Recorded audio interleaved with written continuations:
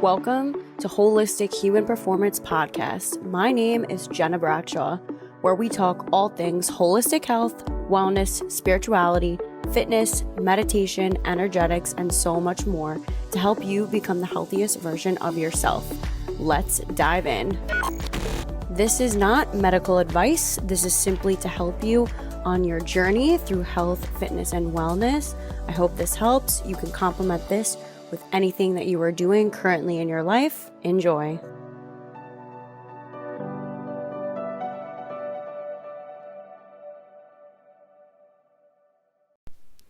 What the holistic human performance community has turned into is something beyond words. I am so grateful for each and every single one of you. And I wanted to talk about what the community is all about. And really, it just started with me going through a really low time in life, where I did not have my health as a 2-time cancer survivor. And I really leaned into holistic health, that lifestyle, changing everything about it. Really taking a deep dive into energy medicine and spirituality and combining all of these different aspects of mind, body, and soul together that helped me heal on a deep level. And now I am following out my soul's mission and purpose and bringing this to you all. And so I want to invite you inside of the holistic human performance community. We have an app, which is the HHP app on Apple and Google Play, which you can also get all of these goodies on the desktop as well. And really what you're going to find inside of this community, I call it the Virtual Wellness Center. It's going to be all about holistic health, spirituality, energetics, all different practices, tools, modalities. So we have things like sound bath meditations, we have breath work, we have tapping series, we have workouts, we have somatic healing, we have masterclass series, we have programs. I have other professionals come on inside of the app to teach. So there's so many cool things you get inside of this community.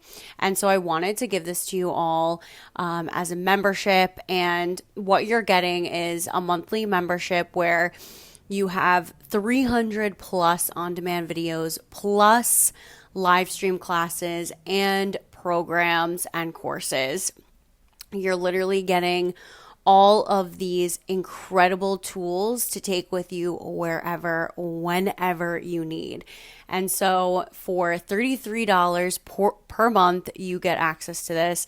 Or you can do annual, which is $320 for the year. You're getting all of this inside of the Holistic Human Performance Virtual Wellness Center. And not only that, you could try it out for 1 week free and cancel whenever you want.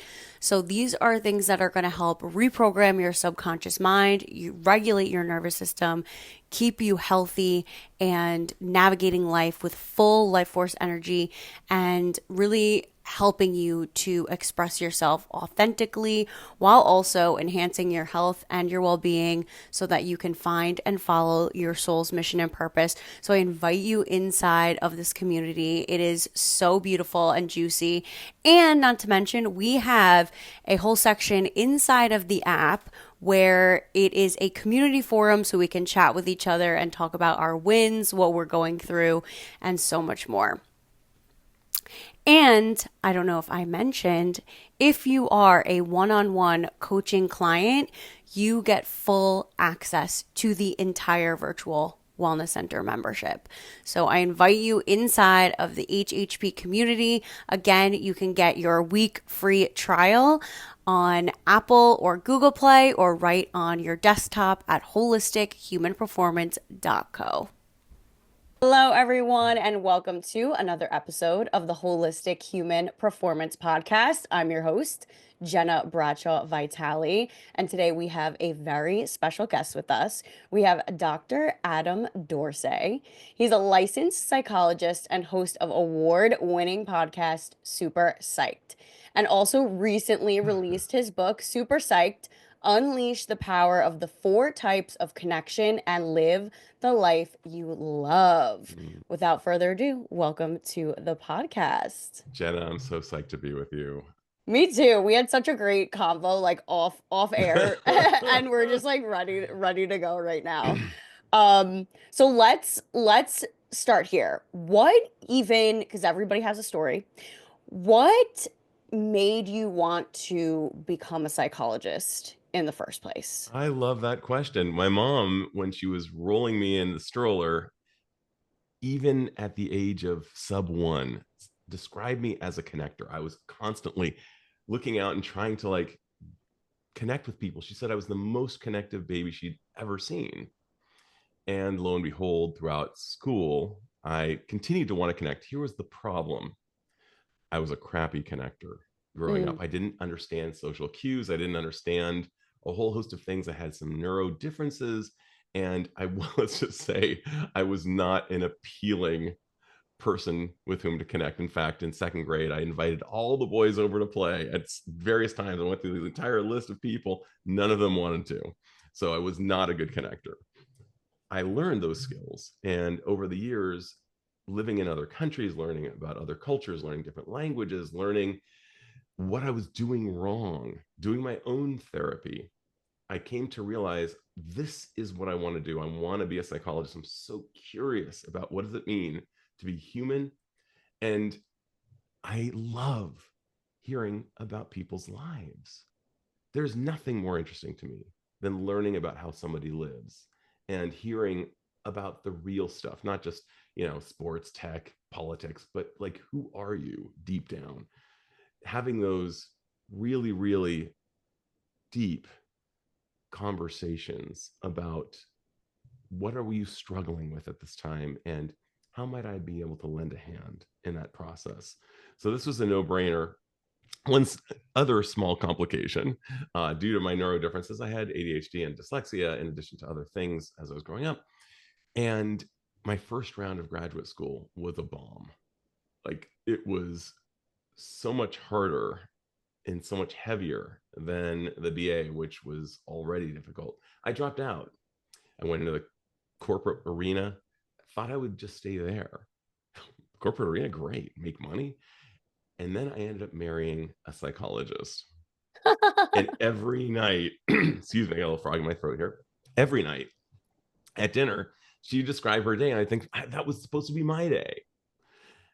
And she said, you could still go back to school. I'm like, honey, there's no way I can go back to school. I'm in my 30s. We have a baby. We have a house and a mortgage. We're probably going to have another baby. Not smart, because you know how much it costs and you know how much I'll get paid on my way to licensure. But finally, I came to the realization that I would do it. She absolutely supported me. I got my doctorate and my license very quickly. I worked really, really, really hard, knowing that she was sacrificing, and she never once complained. This has been one of the greatest honors of my life to get to do this work. And I've been doing it for 16 years now, and not a day goes by that I don't feel grateful to get to do this. wow, that's amazing. And your wife sounds like an angel, so. She's amazing. I've only done one perfect thing in my life, and that was definitely choosing the right person. Oh, that is so important. I feel like a lot of people really, and this will kind of lead into like relationships, like they neglect to really take account of the person if they choose to be with and how life-changing that can be. Because who knows what would have happened if you didn't have that support and you didn't go down that road. I have a strong suspicion that I would not be a psychologist if I was not with her. But you're talking about mate selection, and I believe that there are at least three organs, probably four, that we use most when we're choosing someone. And usually it starts down Right. and on its way up to, so let's just say, usually it's sexual attraction. We move up to the heart, and it's like, oh, but I love, but we often love the wrong person. It's not going to work. No Right. amount of duct tape is going to keep it together. And then we lean into the brain. what I really recommend, and what happened to me before I actually got together with her, was I decided to lean on my brain. I Mm, wrote out the list of the characteristics of the person I was looking for and what were the must haves and the must not haves, the deal breakers. Like, even if she were, well, I don't know, uh, Margot Robbie level, like, I would not be with her if she was not my person for whatever reason. One of these deal breakers was present or absent. Um, and so I like going from the head, the heart, and downward. Of course, the stomach is there in terms of like, it's a kind of another source of great data, but all need to green light the relationship.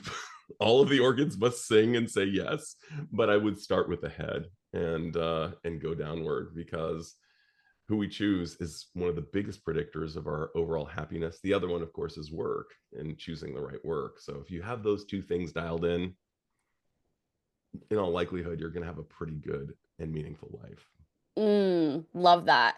Okay, segue into, and I feel like this got worse post-COVID, but a lot of people are very unhappy Mm-hmm. today.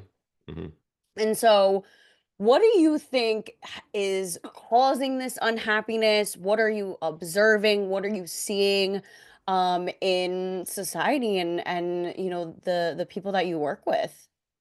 Absolutely. Well, these little beautiful blue lights that exist in our pocket, they call to us. They're like sirens. Feed me. Pay attention to me. Join me on my social media. By the way, I was holding up a smartphone. I don't care what type of smartphone you have, but all of them beckon for our attention. They want our eyeballs, they want our hours. And if we actually saw how many hours we invest on that phone, we'd be shocked. There's certain, of course, there's certain things that are amazing about it. I can text my son, we can coordinate a thing, and it could save us, 15 minutes of talking uh, in coordination. That's not usually how it works. Usually, we go down the social media threads, we engage in at least one of three things that are toxic to our brain. We engage in social comparison, which we know is bad when we compare ourselves to others and how they're presenting. Of course, when you see them in that photo, the family photo, and they're on that amazing trip in living their best life on some gorgeous island, clearly having the time of their lives. What you don't know, of course, is that they might have been fighting, there may have been a whole host of other things going on. But even if they are having the greatest time of their life, we can feel diminished by comparing ourselves socially. I mean, one of the things we know for sure is I roll up in my new car and I see in the driveways next door and around the corner cars that are 3 times more expensive. I could feel really good about my car up until that moment. And then I think, oh my gosh, the injustice. Why don't I have one of those? So that gets in the way. Social comparison is at an all-time high because we're seeing so much of Mm, people's described lives, although they might not be the full lives. Um, we're also engaging in faux connection. I mean, sure, liking someone's post or commenting is a mini microbid, but we get so much more when we're walking our dog and we see our neighbor and say, hey, great shirt. That's a micro connection. Though that may seem meaningless, or when you're checking out of the grocery store and having a nice conversation with the checkout counter person, somebody might say that's superficial. It's not. We need to connect with people, and those actually add to our general balance. So the more we're able to do that versus like someone's post, we're spending too much time liking people's posts. yeah. And we're also feeling diminished in the process. We're also feeling FOMO. FOMO. Oh my gosh. We may be driven to go to a thing that we don't want to actually go to. And then we drive home and we say, why did I spend that night that I will never get back doing that thing that I didn't want to do, but I felt like I didn't want to miss out? Uh, Patrick McGinnis, who actually came up with the term FOMO, brilliant man, wrote a book called FOMO Sapiens. He literally invented the word. He's been on my podcast. Fascinating guy, great book. But yeah, we are FOMO Sapiens. Um, we do all kinds of things. There are all types of cognitive biases in our brain in the current form. In the current form of brain, by the way, is at least 35,000 years old, maybe as old as 100,000 years old. And so the hardware is the same, except our surroundings have changed dramatically. So COVID, very relevant, but I would say more relevant still has been the 24-hour news cycle, just the desire for the news media to make us seem more polarized than we actually are, and that can cause us to look at people kind of like, oh my gosh, are they in us and them rather than a United States? So there are a lot of things going on that we need to be aware of and ask ourselves, is this where I want my intention to go? I've got only so much life. Is this really feeding me or bleeding me? On the other side of doing this thing, am I feeling better or worse? Am I being edified? Salt is great, but if I was to overly salt my meal, it would be disgusting. And we are overly social mediaing and mediaing in general. And we should treat it like salt. A little bit, definitely go for it. But figure out what is the right amount that will contribute to your health and not take it away.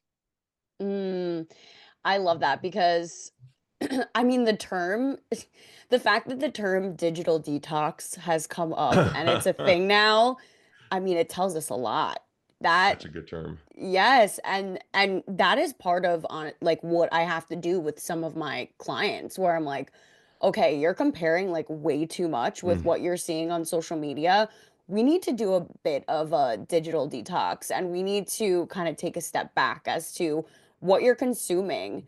And I also think that like producer versus consumer on social media and, just the digital space, it's like, are you just consuming, or are you producing and actually, adding value to other people's lives in a positive way?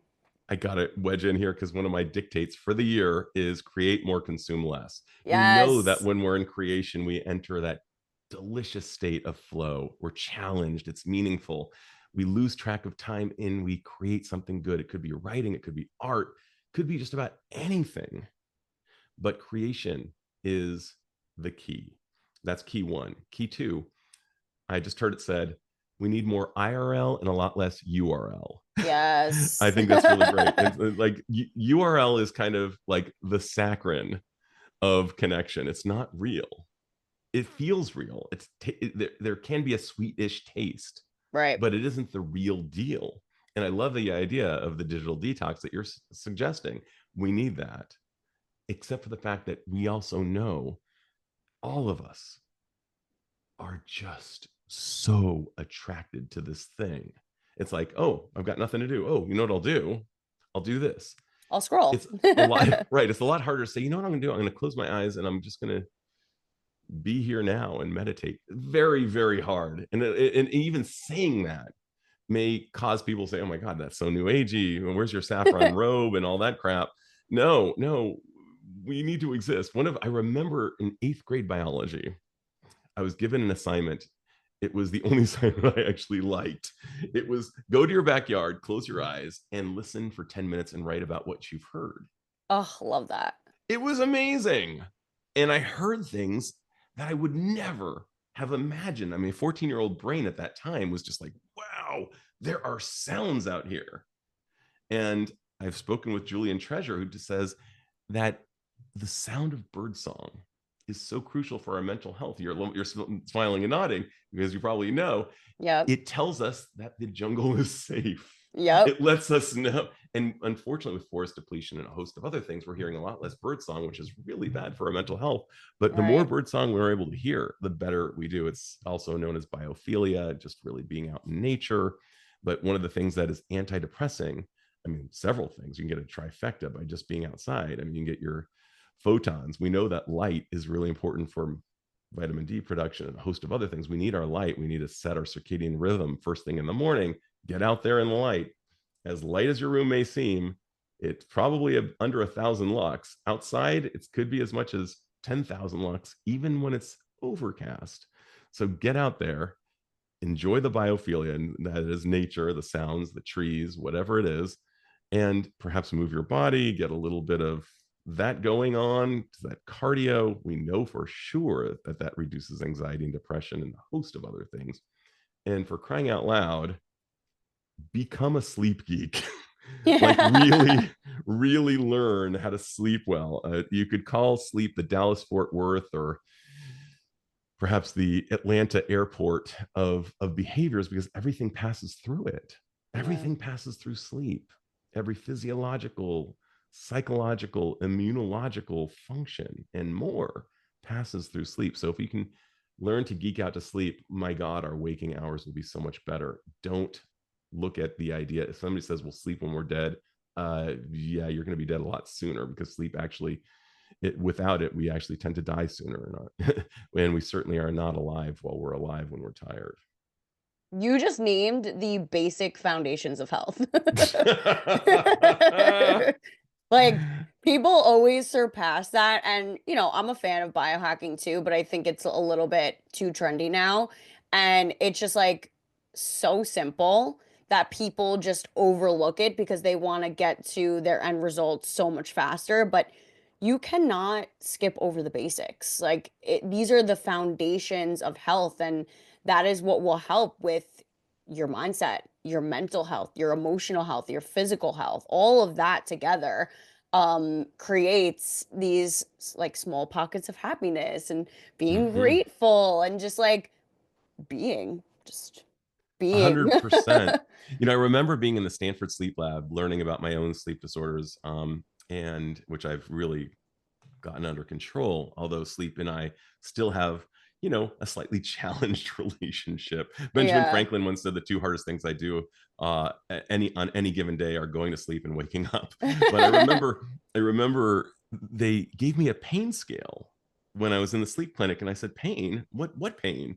And they said, well, when you don't sleep, you are actually in pain. I was like, oh yeah, duh, I am in pain when I'm not sleeping. And one of the things we also know is that hurt people end up hurting people. So hurt people hurt people. And when we don't sleep enough, we're much more likely to hurt the ones we love, because we might be a little bit less patient. We might say that thing, that we shouldn't have said, and we can't unsay.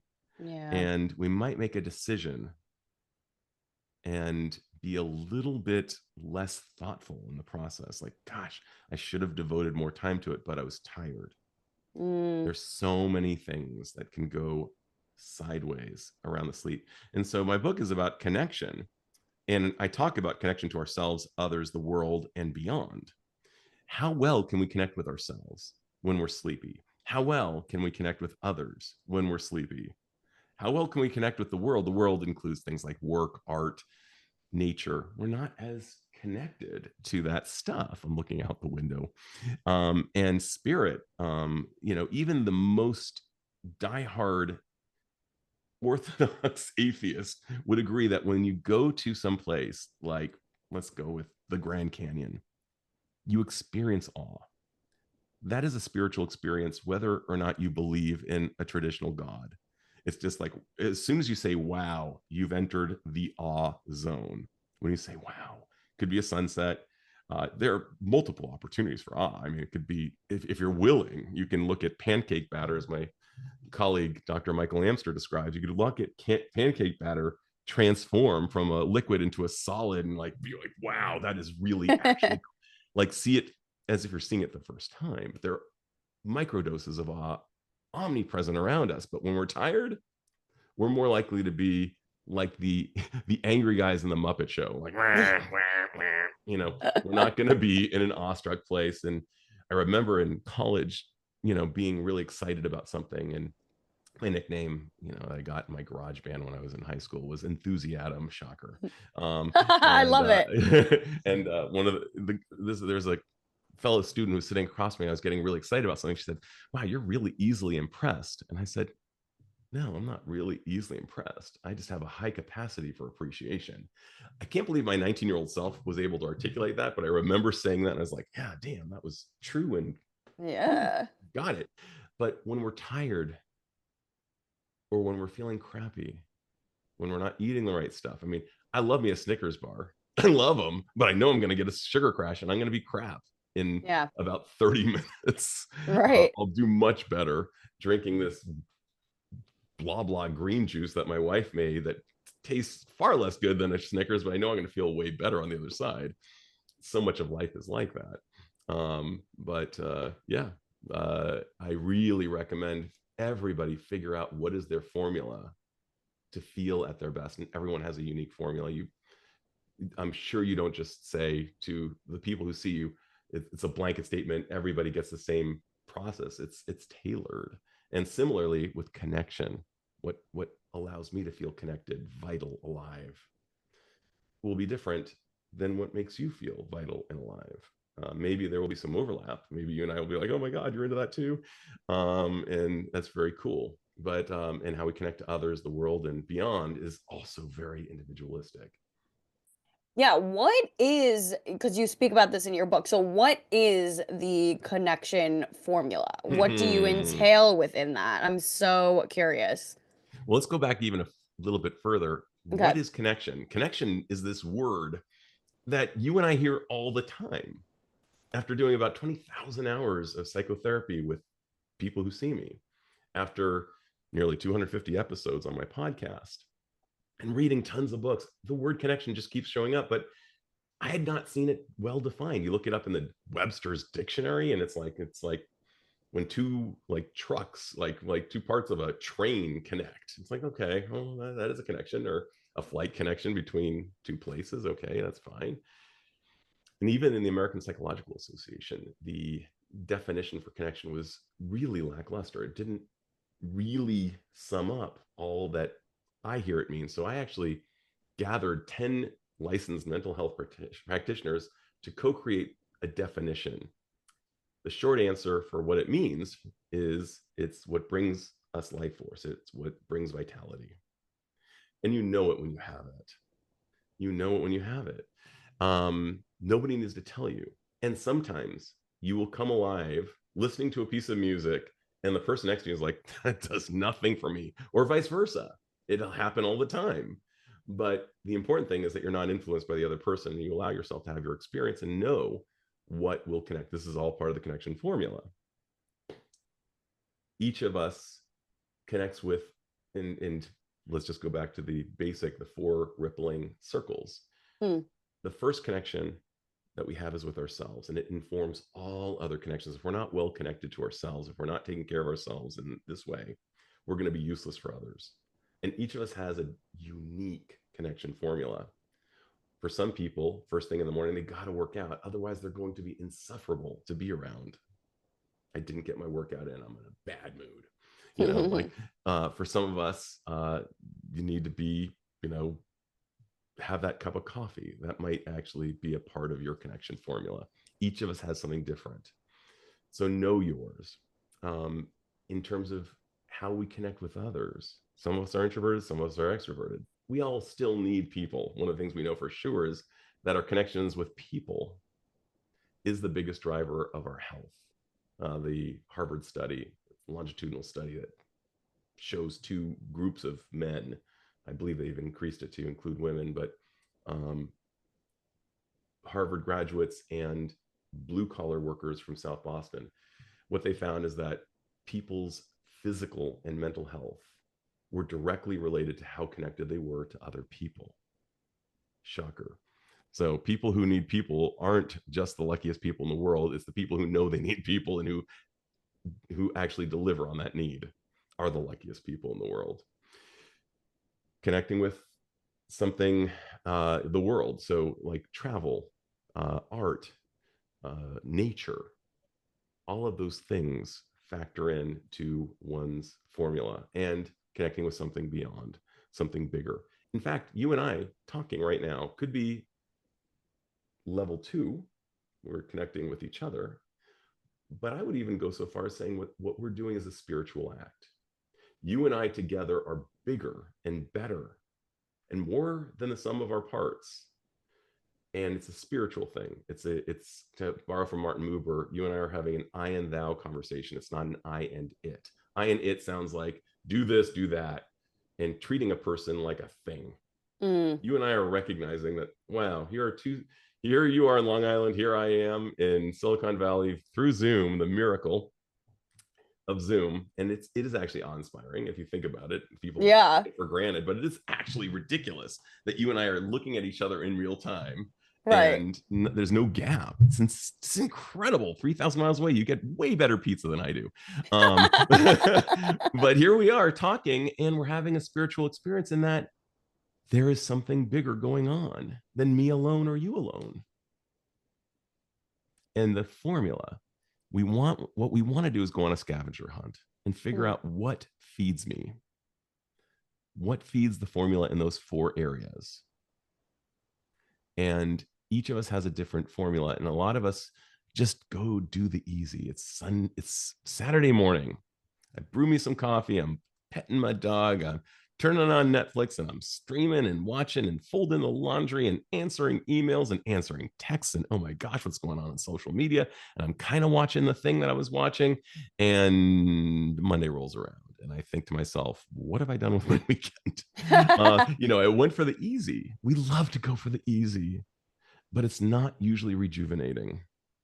It might be rejuvenating for some, but for most of us, the activation energy to get on our bike and go for that ride, the activation energy to call a friend and say, meet me at this place.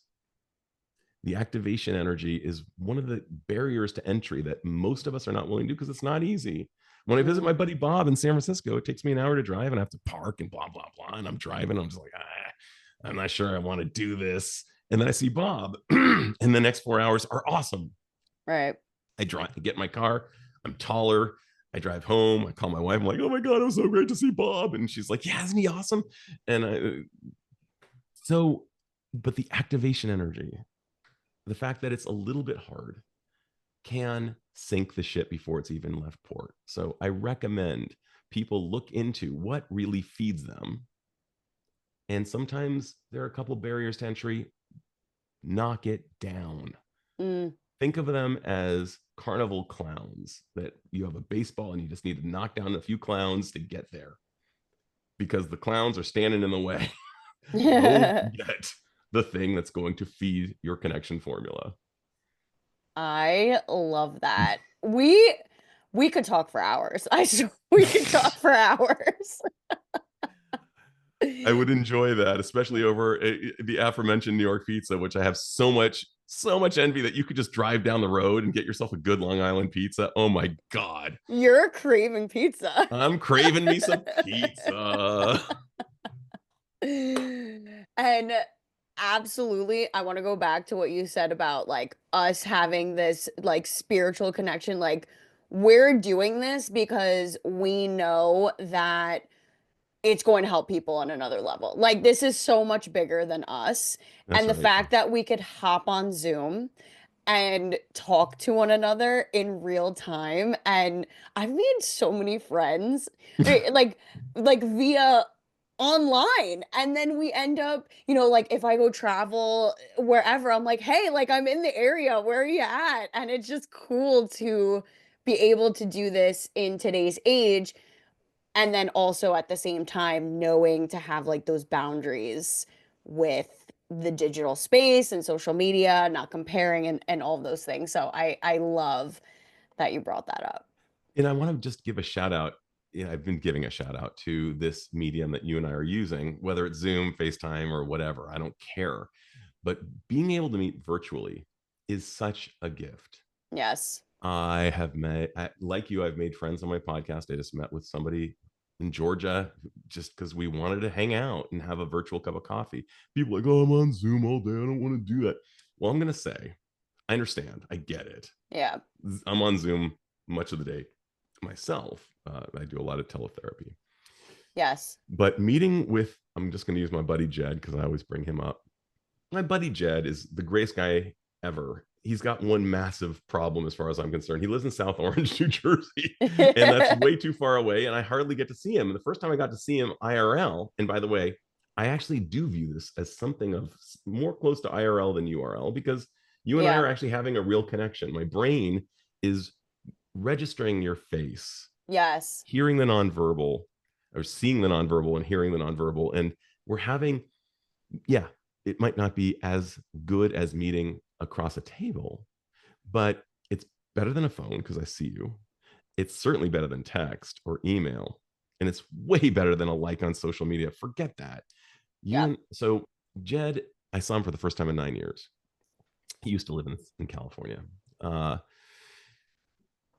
and I realized if it's been 9 years since I've last seen him, if we continue at this pace, I will see him 5 more times before I die. Yeah, that's sad to think about. That's not okay. And so I No. am committing to seeing him once a quarter through Zoom, and we will be drinking things that we wouldn't drink at work, perhaps, but we will be talking and hanging out, and Yes. it'll be great because that's the way I can do it now. I Yeah. can't, I'm not flying to Newark anytime too soon, although I'd love Right. to. I'd Right. love to give a keynote out there. And if I do, first stop would be to Jed's place. Uh, but yeah, we need to do more of this. Yeah. It's so pivotal. That's awesome. I love that. Yeah, and when you think about it like that, or you're like, wow, I'm only gonna see him a couple more times before I maybe die. Like, I mean, that's morbid. It's terrifying and it's entirely true.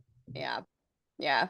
I love that. That's a good perspective to have people think about. I really enjoy that. Now, as we could literally talk for hours, but as we wrap up, are there any words of wisdom that you would like to leave the listeners? Yeah, I would like to say that it's worthy to spend time to go on that scavenger hunt, figure out what feeds you, figure out what bleeds you. What are the true feeders and what are, I'm going to call them red herrings. Red herrings are those things that distract you Mm, and that you think it comes from mystery novels. You think this person did it. And so you follow this person for a long time, but they didn't do it. And oftentimes we have red herrings in our life. We think this thing is going to feed us and it feeds someone else. So why wouldn't it feed us? But it doesn't. And be really, really thoughtful and intentional about how you use this one non renewable thing, which is called time. We can lose our mm, health and get it back. You're, you have helped people and yourself with that. We can lose our money and get it back, but we cannot lose our time and get it back. mm, It's later than we think. It always is. Start doing the things that matter and collect them. Write them down, note them, rate them from 1 to 10 in terms of how much they give back to you. You'll be more willing to knock down those clowns and not care about the activation energy. You'll be more willing to do those things. Also, be willing to fail. Failure, as Dory Clark would say, is data. Um, as Matt Abrahams would say, mistakes are just missed takes. Sometimes the things are not going to work. Try something else. Or here's another really great tip. There's something probably that you haven't done in a long time. There might be something in your closet that you used to love doing. It might be a guitar, might be a camera, might be a pair of hiking boots that need to be exhumed from their dusty crypt and brought back to life. If something historically gave you a lot of good juju, a lot of good energy, bring it back, integrate it into your life, see if it still gives you that form of connection. mm. Love that. Thank you so much. It was such a great conversation. Oh, well, Jenna, it's been a blast being with you. Yes. Adam, where can people find you? Thanks for asking, Excuse me, as I still have frog. Mhm. Dr. Adam Dorsay, DRADAMDORSAY.com. Email, you're welcome to hit me up on LinkedIn. I'm very present there. And of course, I've got a couple TEDx talks. You can check them out. One on friendship in adulthood, one on men and emotions. My Super Psyched podcast is super fun. Actually, my latest episode is actually about friendship and adulthood, one of my favorite topics. But I've interviewed all kinds of people. Steve Kerr from the Golden State Warriors has been on, if you know him. Uh, Temple Grandin has talked about her autism and neurodiversity, and just Lori Gottlieb. So many great people have been on. It's a really, really fun listen. Um, So that's where you can find me. Of course, my book is for sale on Amazon and Barnes and Noble. I hope you'll buy it. Hope you'll read it. Hope you'll let me know what you think of it. And gosh, if you have any needs for keynotes, love doing those. And usually, if not always, the participants seem to love it too. Beautiful. And I will add all of this in the show notes, and I highly recommend reading his book. It is amazing. Oh. Definitely life-changing. It will expand your mind and open your mind to think in a different way. So thank you for all of the amazing work you do. Oh, it's been a blast being with you. And Thank as you can see you. me move into my chair, I'm just like, hey, like this has just been way too fun. I can see that the people who get to work with you are lucky and they must love your energy. I received that. Thank you so much. All right, guys, if you like this episode, like, share, subscribe, and I'll see you in the next one. Bye.